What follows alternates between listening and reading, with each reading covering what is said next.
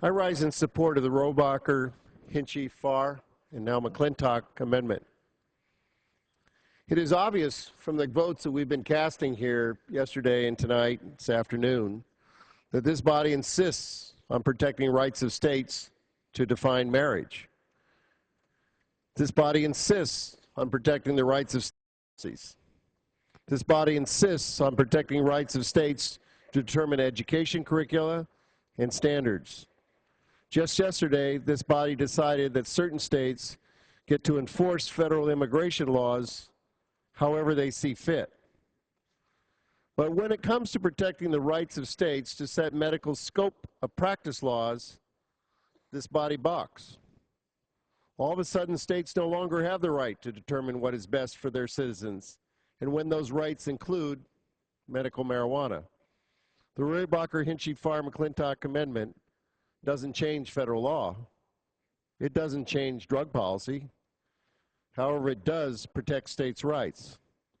For those of you who come from states that do not have medical marijuana laws, nothing in this amendment will impact your state. Everything in your state remains exactly status quo. For those of you who come from states that do have medical marijuana laws, and that means the state of Alaska, Arizona, California, my own state.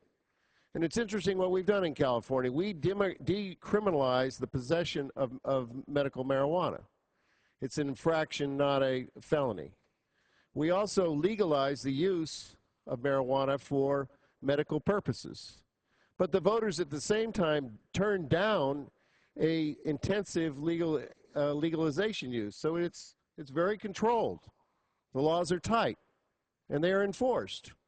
The other states that have passed laws are Colorado, Delaware, District of Columbia, Hawaii, Maine, Maryland, Michigan, Montana, Nevada, New Jersey, New Mexico, Oregon, Rhode Island, Vermont, and Washington. Well, for your states, very little in this amendment will impact your state, except that you will now have a state that will be able to implement the laws without fear of retribution or retaliation from the federal government. I also note that in addition to the 16 states I've just mentioned, the state of Connecticut just passed the medical marijuana bill last week, and the governor said he'll sign it. So to the list of 16 states, we soon have added number 17, the state of Connecticut. If states' rights aren't a good enough reason to pass this amendment, do it because of compassion. Compassion demands it. We offer this amendment for terminal cancer patients, for AIDS victims, for persons who suffer chronic pain.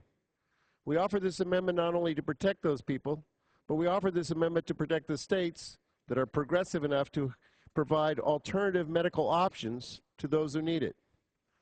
I urge all my colleagues to support the Rohrabacher, Hinchey, Farr Amendment. Thank you. I yield back.